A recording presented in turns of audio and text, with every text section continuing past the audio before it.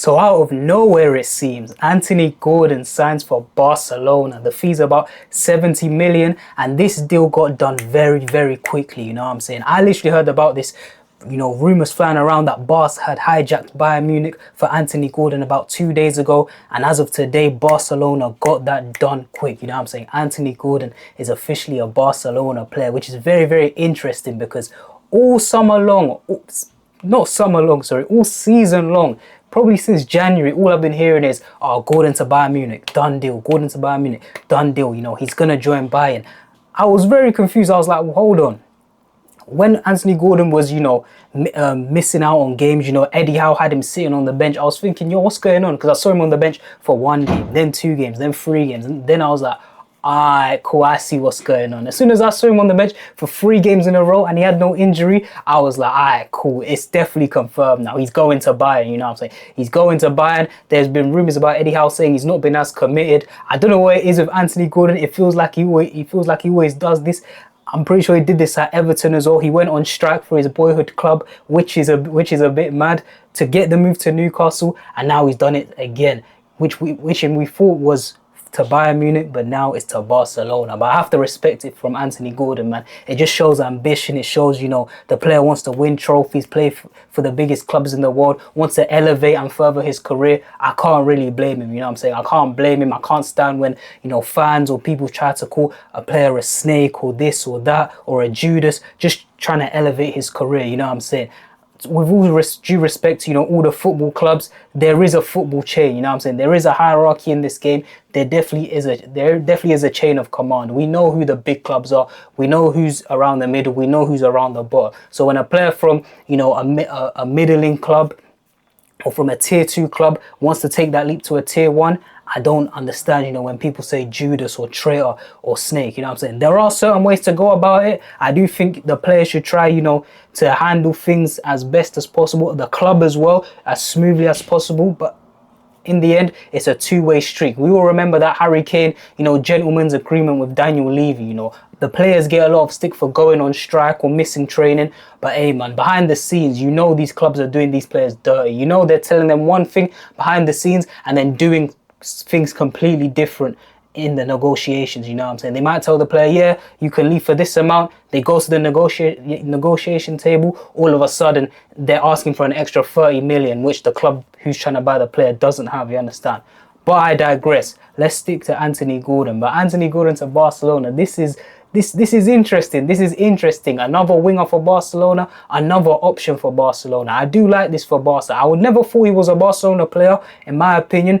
I don't really see Anthony Gordon as like, pass and move, tiki-taka. I always see Anthony Gordon as a guy, which we saw at Newcastle, who was dangerous on the counter-attack, you know what I'm saying? He can take on his man 1v1, which I do like about him, and he can run in behind. He's dangerously quick, and when he gets into those one-on-one positions, invariably he does sort of finish, you know what I'm saying? He does finish, he does take his chances, he can score the odd worldie as well. Hey man, Anthony Gordon, he's had some good seasons in the Premier League and now he's taking his talents to Barcelona.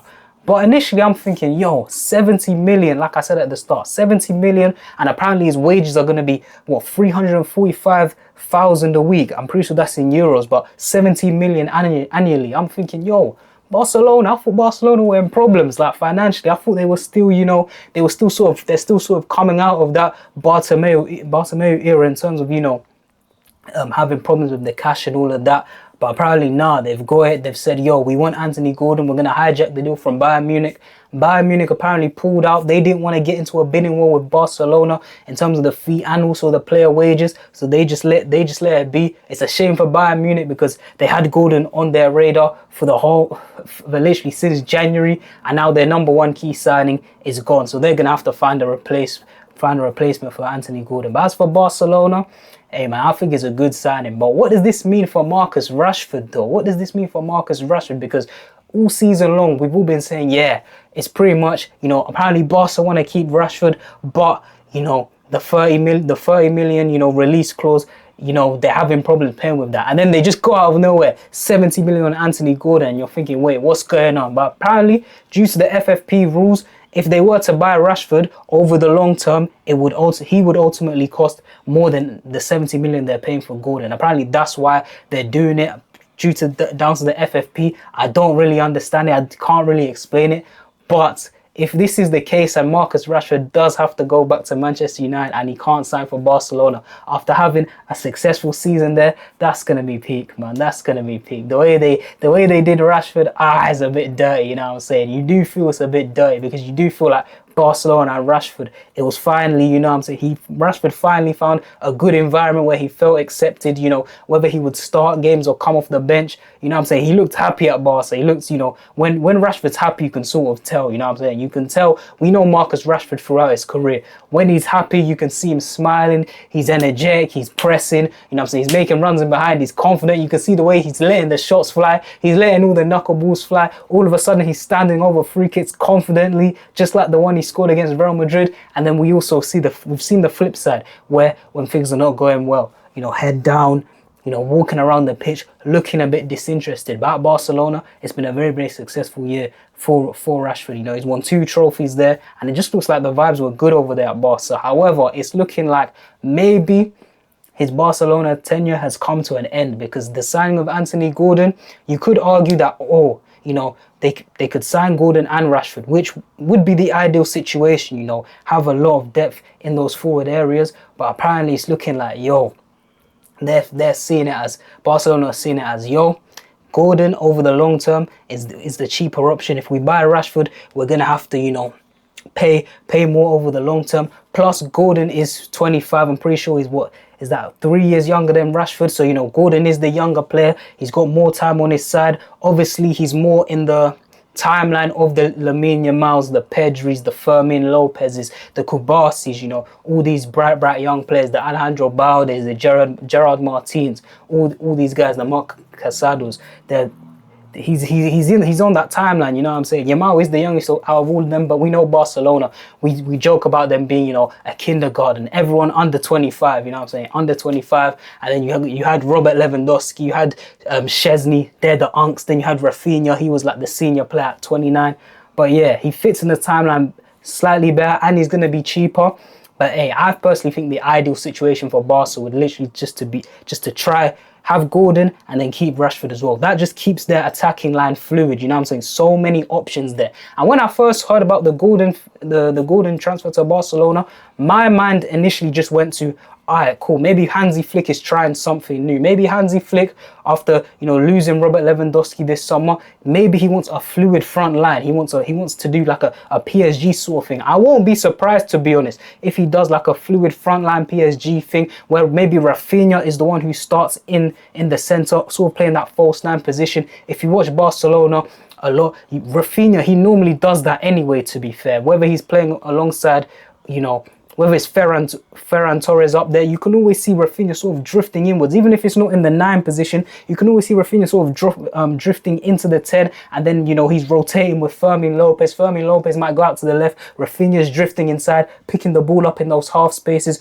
So I think maybe that's what Hansi Flick is cooking. Maybe Hansi Flick's trying to do a PSG sort of thing, where he wants to use Rafinha as his sort of Dembele, where he has a fluid front line, you know what I'm saying? Because we know Hansi Flick, Lewandowski's always been his guy, you know what I'm saying? He won a treble with Lewandowski at Bayern, well, the sextuple with Lewandowski at Bayern. Obviously, had him at Barca. They won a domestic treble last year, won the league this year. But maybe now he's trying to go with that fluid attacking lineup. And if they have, you know, the likes of Yamal, Rashford, Gordon, Rafinha, Ferran Torres still at the club, Fermin can occupy some of those positions as well, and have that fluidity up top, hey man, I think it just takes their game to a next level. We saw with MSN, the special thing with MSN, in my opinion, was that the fact they were so fluid. Even Suarez, who's seen as like an out-and-out 9, he could drift out. Suarez can drift out to the left and drift out to the right and create. We've seen Suarez at Liverpool. We saw Suarez at Barcelona. They could create. All of them could create, and all of them could score goals. That's what made MSN so special. So maybe we're going to see something similar to that. And if I was to guess, I'd probably put my money on probably the front three being probably Gordon out left, probably Rafinha being that one in the false 9, and then Yamal out right, you know what I'm saying? Because Rafinha, he does that job anyway. Even if it's not Rafinha's preferred position, I'm pretty sure Hansi Flick would probably trust him as the senior player, as a player who's captained Barcelona many times, to, you know, do that job without hesitation. You know, he's sort of like, Rafinha's sort of like the Dembele to, you know, flicks Enrique. You know what I'm saying? He's just the guy where you can just rely on him, occupy those spaces, hassle defenders, you know, press, but also provide that quality going forward, drop in the half spaces, you know, score goals, but also create, you know what I'm saying? I feel like Rafinha, he's reliable, you know what I'm saying? He's reliable for that. But in terms of this deal for Anthony Gordon, yeah, I think it's a good signing for Barcelona. You know, 25 years of age. Like I said, Rafinha's turning 30 next season. So, you know, we need to anticipate, you know, maybe a slight decline from Rafinha. Maybe not at 30, but maybe at 32, 33. Just a slight decline. Nothing too major, but maybe he just loses a yard. He just loses a bit of sharpness. You have to be prepared for those things. Maybe Rafinha won't be capable of producing, you know, 20 and 20 in all competitions anymore, like he does for Barcelona now. Maybe, you know, as he ages slightly, his influence on the team has to decrease. Well, now we have Anthony Gordon there, and if they do keep Marcus Rashford, hey, that's just another option. You know what I'm saying? Rashford, we've seen him play on the left this year. We've seen him play on the right. Obviously, he said before that he doesn't really enjoy playing on the right, but for Barcelona, I'm pretty sure he would do it. It's just the same way Mbappe doesn't like the 9, but for Real Madrid, he'll do it. I think Rashford, we've seen him go out on the right and, you know, be a productive winger for Barcelona. So I personally think this came as a shock for me. But yeah, for Barcelona, they got this done very, very quickly, you know what I'm saying? They got this done very, very quickly out of nowhere. It was probably happening, you know, these negotiations were probably taking place, you know, behind the scenes a few weeks ago, to be fair. But all I heard was Bayern. I only heard of Barcelona about 2 days ago. And I was thinking, yo, surely this is just a last minute, you know, one of them reports which is a last minute sort of dish to try to get your attention. I didn't actually think Barcelona would, you know, pull through and hijack Bayern Munich for this deal. But yeah, man, Anthony Gordon, 70 million. I think it's a good sign. I think, you know, some people might doubt it. Bit pricey for, you know, a player from Newcastle, a player who's coming off not his best season. But to be fair, I don't think it's his fault. I just think the whole situation of the club around him, to be fair, this year wasn't ideal. We've seen, you know, in his best years, we've seen what Anthony Gordon can do. And it might be a situation like Luis Diaz, where we might look at it at the start and be like, 70 mil for Luis Diaz. You know, Liverpool fans were sort of content to see him go. But we saw the way he's performed this year, and boy, would Liverpool fans take back Luis Diaz now. So me personally, I think the Anthony Gordon deal, hey man, I think it's a win-win. But what's next for Newcastle, man? That's the real question, man. This is a win for Barcelona, in my opinion. 70 million. They get a guy who's at a good age, has good attributes. If he is the Rashford replacement, like I said, he's younger than Rashford. He gels into that timeline with all the young pieces. Sort of the same attributes, you know, both quick, both right-footed, like to cut inside, like to operate from that left-hand side. We could see a shift inside for Rafinha, which I think would just improve the fluidity. Because the crazy thing is, Barcelona were already fluid before, because Lewandowski, people think of him as a 9, as a goal scorer, but he's technically brilliant, Lewandowski, you know what I'm saying? He's technically brilliant. We've seen, you know, him at Bayern Munich, you know, linking up with players, the way he can take the ball out of the sky, you know what I'm saying? Lewandowski's technically brilliant. You know, we've seen Ferran Torres do very, very great things, but Rafinha, with his you add Rafinha's quality, but also his mobility. That's the thing, his mobility and his ability to press, which is sort of better than Lewandowski. You know, Lewandowski had the technical ability, maybe not as as mobile as a Rafinha. You combine that together, and that's a scary looking front three with the midfield in behind them, whether it's Pedri, Marc Bernal, Frankie de Jong, Fermin Lopez, Marc Casado, whoever it is, you know what I'm saying, in behind him. Maybe Barcelona sign another midfielder or promote another guy from La Masia. We don't know, but hey man, they've got options. So I think this is a very, very good addition for Barcelona, you know what I'm saying? And plus, this is a sort of team where it's like, I feel like the goals are going to be shared. In the modern game, you're rarely going to get a guy who's scoring all the goals. Obviously, Erling Haaland is a phenomenon. So if you're thinking about, you know, they're going to lose their Lewandowski goals, I'm pretty sure they'll be fine sharing that around. You know, Yamal will get his goals. Rafinha's gonna eat. Gordon will eat. Rashford, if he stays, he'll eat. You know, Fermin Lopez, he loves to score goals as well. So the goals will be shared around equally. So I think it's a good move for Barca and Anthony Gordon. But Newcastle, this might be a mass exodus, man. And I just think FFP have just done them so dirty, man. I think when the Saudi guys first took over, we thought that, yeah, Newcastle is going to be a Chelsea, a Man City thing where they come in, they dominate, they start signing some players, they start building their centerpiece, and that's how it started. But I just feel like FFP has really messed them up. It hasn't allowed them to spend as freely as they could have if FFP wasn't there. You know what I'm saying? Some of their signings this year haven't really worked out. You know, Voldemort had a good start, but fell off throughout the season. Vissa hasn't been able to get going as well. Bruno Guimaraes and Tonali, their futures are up in the air. But bro, both fullbacks are up in the air.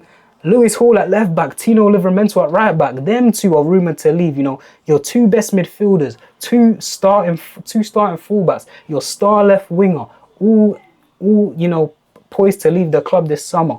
After a year where you finish, you know, bottom half of the table, you know what I'm saying, you got smacked in the Champions League by Barcelona. Hey, man, it's not looking good for Newcastle, man. It's not looking good for Newcastle. Eddie Howe has a big job on his hands. But in terms of Anthony Gordon, good move, man. Good move. I can never hate on a player for, you know, being ambitious, trying to get to the biggest clubs possible, you know what I'm saying? Guys like him who come from the Prem, guys like Luis Diaz trying to elevate, guys like Michael Elise who waste no time to elevate, you know what I'm saying? He went from Everton to Newcastle, quick time. It was his boyhood club, but he still, you know, went on strike, forced the move because he wanted to improve. Made that leap. Now, 25, he's at a good age. He's ready to make that leap to, you know, the next level, and we'll see if Anthony Gordon can do it. So, yeah, man, I think it's a good move for him, good move for Barca. But, hey, man, what's next for Newcastle? And does Rashford stay? That's the question. Does Rashford stay at Barcelona? Or is it Man United again? You know what I'm saying? With Michael Carrick at the helm, back to the classic 4-2-3-1. Is it a Rashford return? I don't think it can be a Rashford return. I think that ship has sailed. I think Man United fans are sort of over him. But hey, man, you never know. Michael Carrick, you know what I'm saying? Man United legend, he could sort of sweet talk Rashford, academy player, comeback Marcus. Once you start scoring goals, they'll love you. You never know. But hey, man, we'll see if Rashford stays. But that is it, man. Anthony Gordon to Barcelona, £70 million.